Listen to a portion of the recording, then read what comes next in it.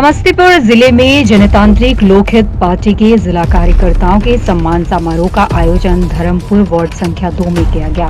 इस दौरान जनतांत्रिक लोकहित पार्टी के राष्ट्रीय अध्यक्ष सत्य प्रकाश नारायण ने अब्दुल हाकिम फिदा को प्रदेश अध्यक्ष और आसिफ हुसैन को जिला अध्यक्ष पद पर मनोनीत किया।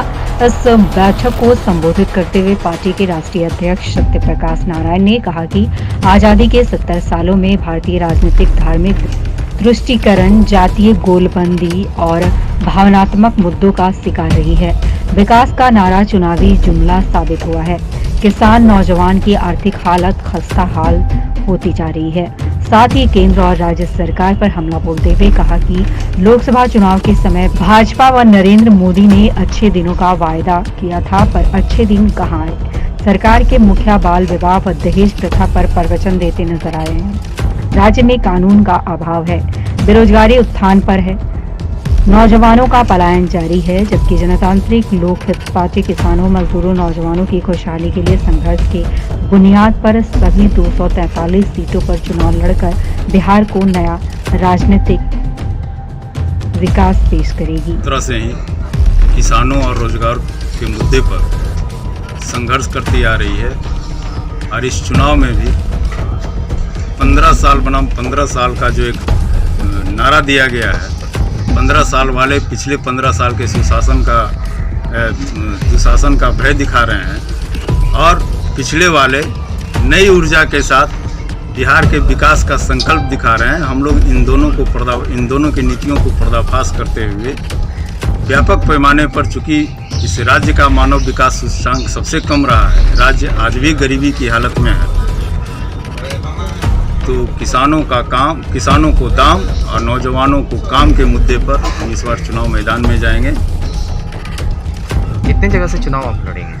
अभी तक तो हमारी तैयारी सभी सीटों पर होगी, लेकिन लगभग कम से कम 100 सीटों पर हमारा उम्मीदवार होगा। अध्यक्ष जी, एक सवाल है, जो नीतीश कुमार जो है दावा करती हैं, बार बार जो है दावा करते हैं कि जो है बिहार में जो है अभी बाढ़ का जो है अभी त्रासदी है और बाढ़ पीड़ितों को जो है बहुत सारे चीज़ देने का जो है उन्होंने वादा किया है। तो क्या लगता है कि अभी तक जो है उन्होंने क्या किया है? जो है बाढ़ पीड़ितों की बाढ़ आई थी तो 700 करोड़ रुपया खर्च करके इन्होंने अस्थायी शिविरों का निर्माण किया था बाढ़ के इलाकों में। वो अस्थायी शिविर कहीं नजर आते हैं क्या? बाढ़ इनके लिए उत्सव है, बाढ़ इनके लिए अवसर है। इस बाढ़ के माध्यम से बिहार के गरीब गुरबों को 3 महीना का अनाज देके वोट ले लेते हैं, उनको रोजगार नहीं देते, उनकी शिक्षा की कोई व्यवस्था नहीं होती, उनके काम की कोई व्यवस्था नहीं होती। बाढ़ आ जाता है, 3 महीना का अनाज दे दो और वोट ले लो। बाढ़ नीतीश कुमार के लिए उत्सव है, अवसर है। कुशहा बांध ने ही तय कर दिया। पूरा अस्थायी शिविर इन्होंने बनाया था, वो एक नजर नहीं आ रहा। ये बोलते हैं गाद। विश्व की सबसे बड़ी नदी मिसिसिपी मिसौरी पर 63 बांध है, वहां कभी गाद की समस्या नहीं आती है। एक फरक्का के चलते इनकी पूरी सरदार पटेल के नीतियों ने बांध देने का काम किया था।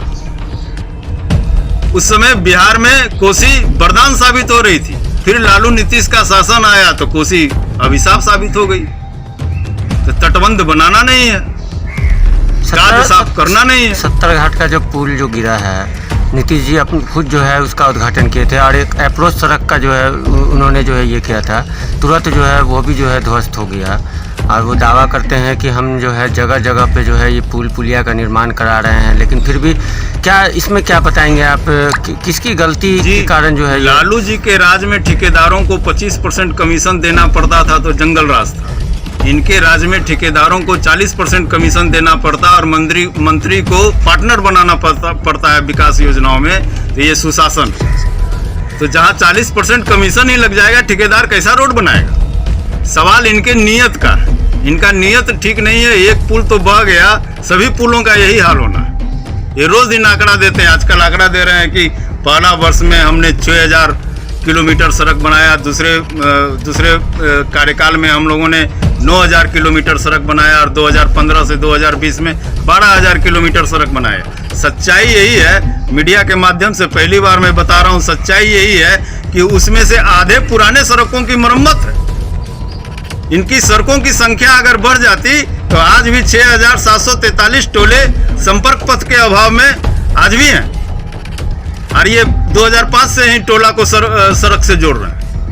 इनकी नीयत गड़बड़ है। आंकड़ों का झोल झाल समझाते रहते हैं राज्य के गरीब और अनपढ़ जनता को।